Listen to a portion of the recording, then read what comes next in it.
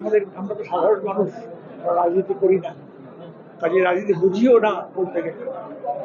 একটাই প্রার্থনা যে তাড়াতাড়ি শান্তি ফিরে আসুক এবং সব সম্প্রদায় সেখানে শান্তিতে বাস করুক।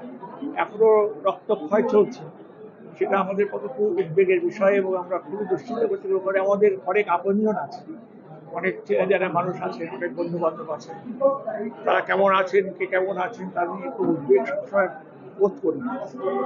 কাজে এই একটা অরাজকতার পরিস্থিতি তৈরি হয়েছে, এখন সেটা যত তাড়াতাড়ি কাম ডাউন করে, যত তাড়াতাড়ি শান্ত হয় সবকিছু, আবার একটা নতুন ছন্দে, পুরোনো ছন্দে ফিরে আসুক সব জীবনযাত্রা, এটি আমাদের প্রার্থনা এবং আমাদের আশা।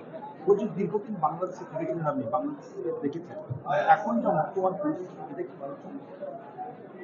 এটা তো নিশ্চয়ই বাঞ্ছনীয় নয়, কারণ লুটপাট চলছে, নানা রকম চলছে, এটা উচিত নয় এটা হওয়া।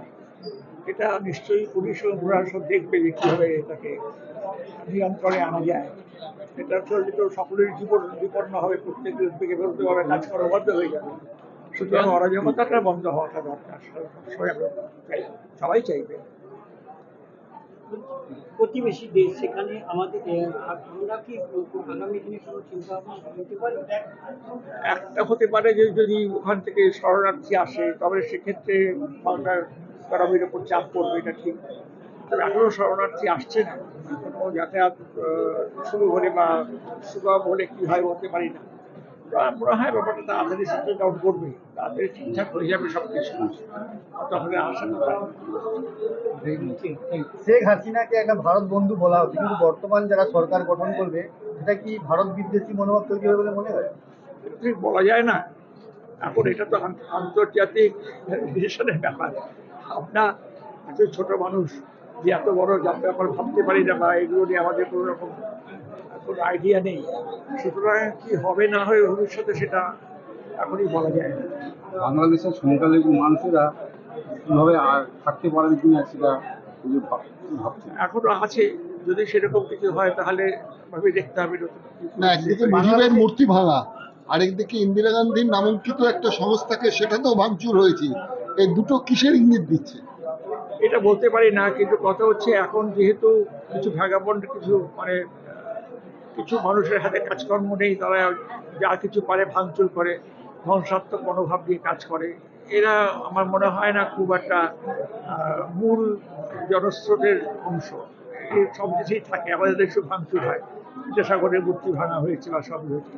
এর রাগের প্রকাশ, হঠাৎ করে রাগ হলো প্রকাশ, রাগের প্রকাশ হলো এবং দিশাহীন। হ্যাঁ, একটা দিশাহীন একটা কাজ। মনে হয় বাংলাদেশের সংখ্যালঘুরা কি সংখ্যালঘু হিন্দুরা কি সংকটে মনে হয়?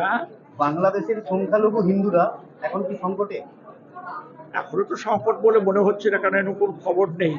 মনে হচ্ছে মোটামুটি সবকিছু সেটেল ডাউন করবে, সব ঠিকঠাক হয়ে যাবে, এটি আমাদের প্রত্যাশা এবং এটাই হওয়া উচিত। সোশ্যাল মিডিয়া ছবি আসছে, সোশ্যাল মিডিয়ার মাধ্যমে কিছু ছবি পৌঁছাচ্ছে যেগুলো ঝুলিয়ে দিচ্ছে, মেরে ঝুলিয়ে দিচ্ছে, বিভ্রান্তমূলক। এটা কি বলবেন? কিছু রক্তপাত হয়েছে, গতকালও কিছু মারা গেছে, শুনেছি 135 জনের মৃত্যু হয়েছে।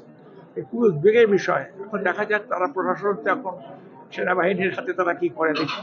আপনি সবশেষে বললেন যেটা, সেটা হচ্ছে সাহিত্য এবং কাব্যচর্চা, এই দুটোর তো কোনো জাত হয় না বাঙালির। সেখানে এই যে হিন্দু ও মুসলিম একটা দ্বন্দ্ব, নতুন করে একটা বিভাজন হচ্ছে, এতে সাহিত্য, বাংলা সংস্কৃতির তো একটা সংকট এসে যাচ্ছে কি?